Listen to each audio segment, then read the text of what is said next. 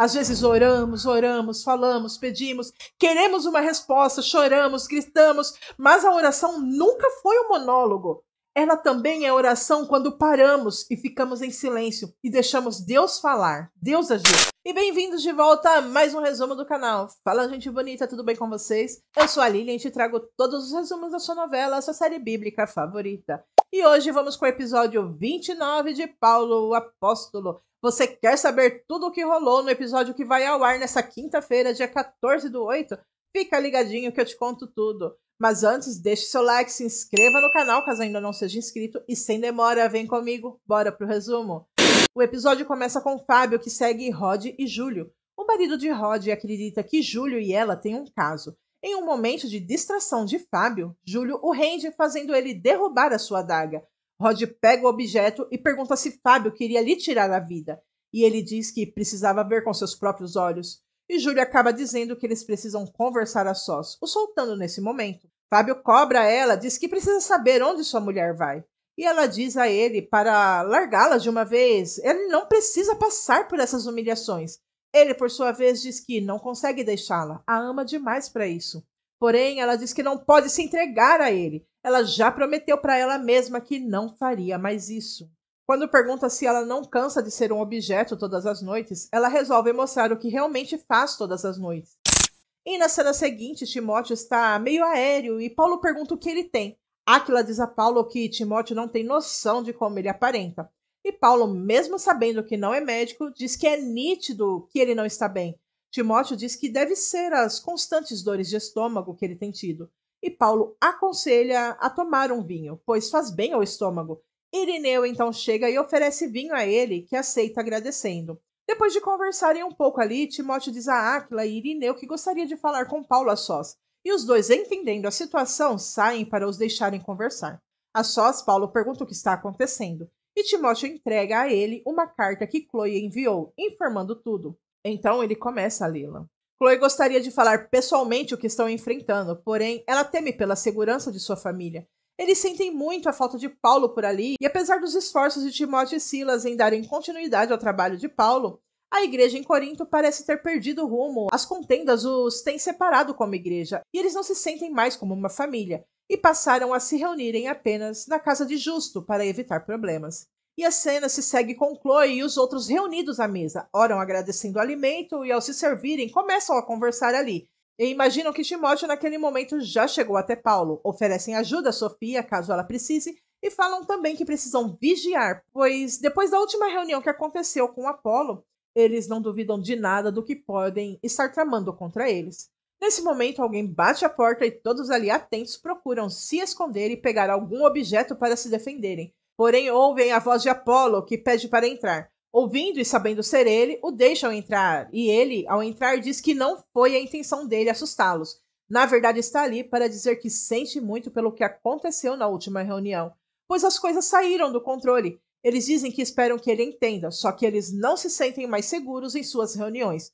Não é nada contra Apolo, mas as coisas estão realmente insustentáveis. Apolo diz que entende, mas insiste que eles voltem a participar das reuniões. Chloe diz não ser possível. Como assim ver a madrasta de seu ex-noivo fazendo as coisas erradas e participando da Santa Ceia como se nada tivesse acontecido? Apolo a entende e pergunta a Sofia sobre Timóteo, pois não ouviu mais e deduz que está chateado com ele. E Chloe o informa que ele foi ver Paulo. E na cena seguinte, Rod leva Fábio até onde ela costuma ir. E vendo ali algumas amas de leite, Fábio se surpreende ao saber que Rod passa todas as noites em uma colômbia lactária com amas de leite, as ajudando a cuidar de bebês que são abandonados. E uma das amas se aproxima dela e pergunta por Júlio, e Rod diz que ele teve um pequeno imprevisto. Depois, ela entrega uma menina nos braços de Rod. Chegou ali naquele dia mais cedo e foi encontrada em meio ao lixo. Rod sente pena, tão pequena e abandonada. E Rod fica ali, conversa com as amas sobre conseguir famílias para os bebês, e Fábio então pede que ela explique. Rod diz que paga algumas delas para ajudarem as crianças, e Júlio ajuda a conseguir família para esses bebês. Quando Aurélia diz que Rod poderia ficar com um deles, Rod diz que não. Ela, triste, diz que não sabe ser mãe.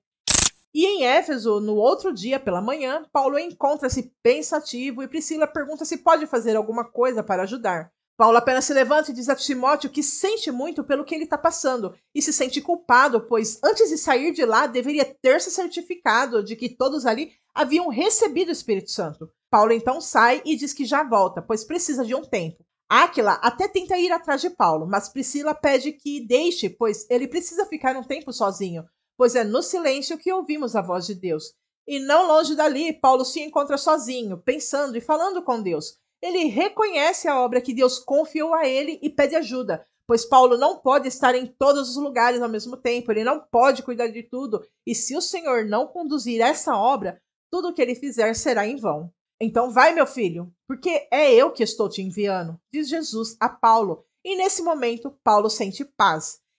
E na cena seguinte, em Jerusalém, Jonatas recebe Teófilo em sua casa. A princípio, Jonatas é bem amigável com ele, mas vendo Teófilo que Jonatas está endossando demais, pergunta o que exatamente ele está fazendo ali. E Jonatas diz que gosta sim, que vá direto ao ponto. Então Jonatas pede que ele conte o que ele tem a dizer sobre o bispo Tiago, e Teófilo tenta enrolar ali e diz que ainda nada, pois precisa de algumas provas. Você foi na casa dele ontem à noite. De Jonatas querendo pressionar. E Teófilo diz que sim, foi ali, pois precisava pescar algumas provas. Mas Jonatas o interrompe, falando que não minta para ele, pois para o bispo Tiago aceitar na casa dele tão facilmente é porque o conhece há tempos. E na próxima cena, o ex-noivo de Chloe começa a perturbá-la. Ele de início começa dizendo que o que ela viu não foi nada, só falava com sua madrasta. Mas Chloe diz que ela não é tonta, ela sabe o que viu. Como ele pôde fazer aquilo depois do que Jesus fez por ele? Porém, sem ligar, diz que Jesus não julga o que eles fazem. E Chloe então diz que assim ele confirma que ele teve um caso com a própria madrasta. Damon perde a paciência e começa a pegar em Chloe, tenta o abraçar, ela tenta o afastar e ele, por sua vez, começa a acusá-la de seu passado. Dizer que foi uma prostituta e a lembra de quem ela foi. Sofia chega nesse momento e ele vai embora. Chloe chora. Sofia tenta consolar a amiga, diz que Damon não tem moral para falar nada contra ela. E Chloe pergunta a Sofia como o bispo Timóteo lidou com o passado dela. E Sofia diz que da mesma forma que Jesus lidou com o passado das pessoas, Jesus a limpou. Chloe se pergunta se um dia vai encontrar um marido que verdadeiramente a ama. E Sofia a abraça e diz que sim, claro que vai.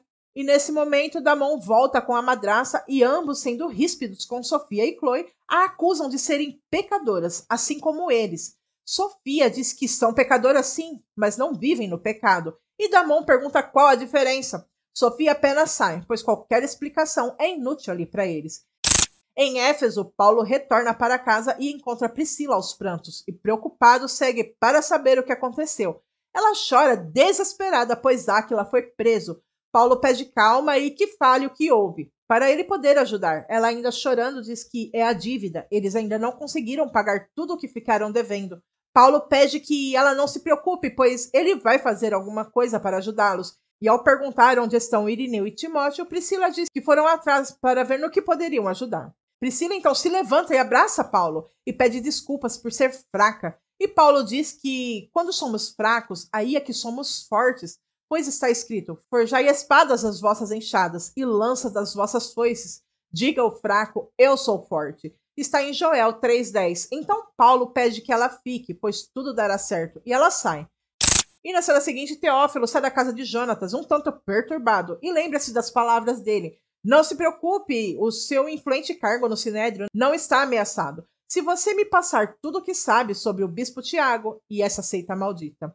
E ainda perturbado, Teófilo segue em diante e Netaniel chama por ele, pergunta se ele tem notícias de Paulo. Percebendo seu estado, ele para de falar e olha para o mesmo lado que Teófilo. O jovem advogado diz que precisa de ajuda. Em busca de Áquila pelas ruas de Éfeso, Timóteo, ao se encontrar com Paulo, informa que eles levaram Áquila ao estádio. Mas o que vão fazer com ele lá? Pergunta Paulo. Irineu diz que farão um espetáculo com animais selvagens e os ricos farão apostas. Paulo diz que irá atrás de Áquila e manda que eles voltem para casa e chamem toda a igreja para orar. Timóteo diz que irá com Paulo e Irineu avisará os outros.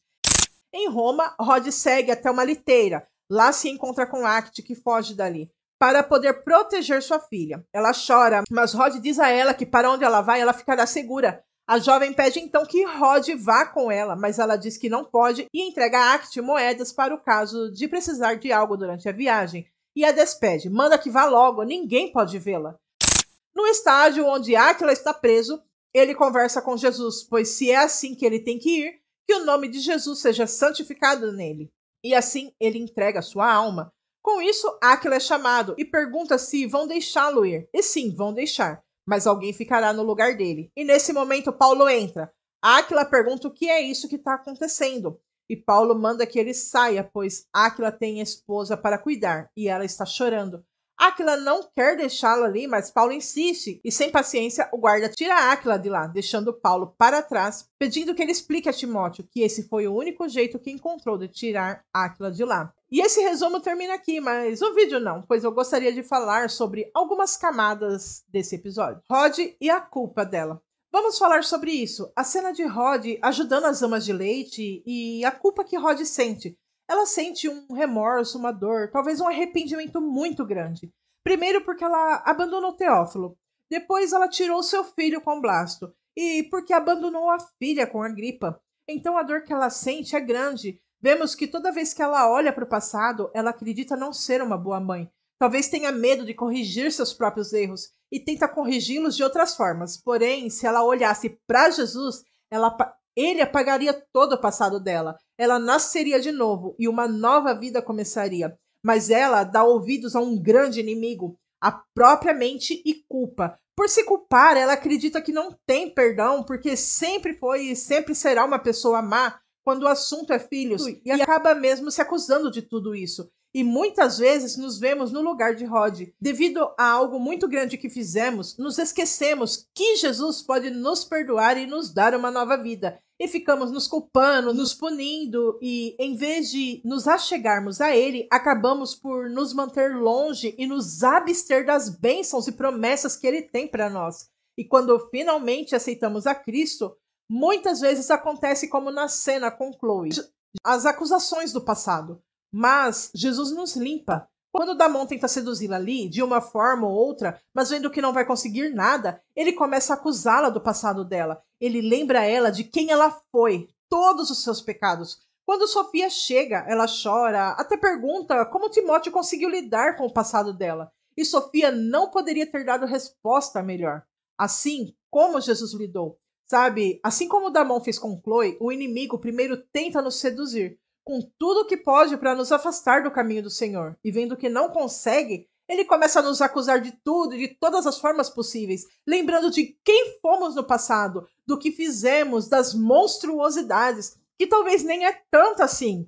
Mas Satanás deixa de um tamanho inimaginável e fica ali, todo dia, toda hora, acusa e acusa, e você vai aceitando essas acusações e talvez pense que jamais poderá lidar com seu passado. Quando, na verdade, Jesus já te limpou de tudo isso, como Sofia disse para ela. E quando buscamos a Deus em espírito e em verdade, Ele nos mostra que sim, somos pecadores. Afinal, nossa natureza é pecaminosa, mas viver no pecado já é outra história. Quando temos Jesus, temos a capacidade de lutar contra o pecado. O Espírito Santo está a todo momento, a cada milésimo de segundo, mostrando o que é certo, o que é errado, o que é pecado. Depois que aceitamos Jesus, nós escolhemos se pecamos ou não. Mas, todavia, se pecarmos, como disse João, lá na primeira carta de João, capítulo 2, versículo 1, meus filhinhos, essas coisas vos escrevo para que não pequeis. E se alguém pecar, temos um advogado com o Pai, Jesus Cristo, o justo. Isso nos mostra, sim, que estamos vulneráveis ao pecado, mas temos o poder de lidar contra. E se de qualquer forma pecarmos, Cristo é nosso advogado. Por isso Sofia disse a Damon e sua madrasta, quando esse as acusa de serem pecadoras. Ela diz, pecadora sim, mas não vivemos no pecado. E quanto às acusações do passado, não devemos ficar pensando, martelando nisso. Deus é misericordioso e Jesus nos limpa completamente. E é no silêncio que ouvimos a voz de Deus. Outra camada que quero comentar é quando Priscila diz a Áquila para deixar Paulo ir que ele precisava ficar sozinho, pois é no silêncio que Deus fala. Gente, eu não poderia discordar jamais dessa fala dela. Às vezes, diante da correria do dia a dia, trabalho, casa, filhos, escola, até mesmo igreja, Nós fazemos tanta coisa, mas tanta coisa, que não paramos um momento e ficamos apenas em silêncio para ouvir a voz de Deus. Às vezes oramos, oramos, falamos, pedimos, queremos uma resposta, choramos, gritamos, mas a oração nunca foi um monólogo. Ela também é oração quando paramos e ficamos em silêncio e deixamos Deus falar, Deus agir. Quantas vezes eu chorei, minha alma gritou, clamou, mas foi quando eu fiquei em silêncio que Deus me deu direção. Uma vez eu estava profundamente triste. Era como se eu quisesse arrancar meu coração de verdade, minha alma, e ter em minhas mãos e mostrar para Jesus. E deitada em minha cama, eu orei, eu chorei, eu clamei, chorei mais, eu gritei por dentro, eu reclamei. A tristeza, ela me consumia completamente, mas foi quando eu silenciei e me imaginei nos céus, e em minha cabeça eu vi o rio de águas vivas que saía do trono de Deus. Foi só imaginação, não foi visão, deixando claro. Tá, eu vi Jesus sentado, não no trono, mas em algum lugar por ali. E na minha imaginação, eu deitei no colo dele e me vi com ele acariciando o meu cabelo. Eu chorando e ele me acalmando, e nessa imaginação, nesse momento que me mantive em silêncio, foi que eu ouvi audivelmente. Sim, isso é verdade. Eu ouvi audivelmente uma voz que me sussurrou: Eu te entendo. Eu abri os olhos nesse momento, como se quisesse ouvir mais, mas não ouvi mais nada. Eu só senti uma paz tremenda, algo divino mesmo, como se toda tristeza e dor tivessem sido tiradas com a mão. Eu fiquei completamente bem, e durante todo esse dia, toda a minha dor se dissipou. E aqui eu entro no que Paulo falou para Priscila quando ela chorava por seu marido ter sido preso. Força e fraqueza. Diga o fraco, eu sou forte. Ela, quando disse que se sentia fraca e pedia perdão a Paulo pela fraqueza, e ele acaba citando Joel 3,10, diga ao fraco, eu sou forte. Sim, quantas vezes nós nos sentimos fracos? Sentimos que não vamos conseguir e deixamos esses pensamentos tomarem conta. Mas aí é onde entra o que Jesus disse a Paulo em 2 Coríntios 12,9. Ele, porém, me disse: A minha graça é suficiente para você, pois o meu poder se aperfeiçoa na fraqueza. Quando nos sentimos fracos diante de Deus e reconhecemos isso, é dele que vem todo o poder, toda a força, toda a alegria, pois reconhecemos que sem ele nada somos.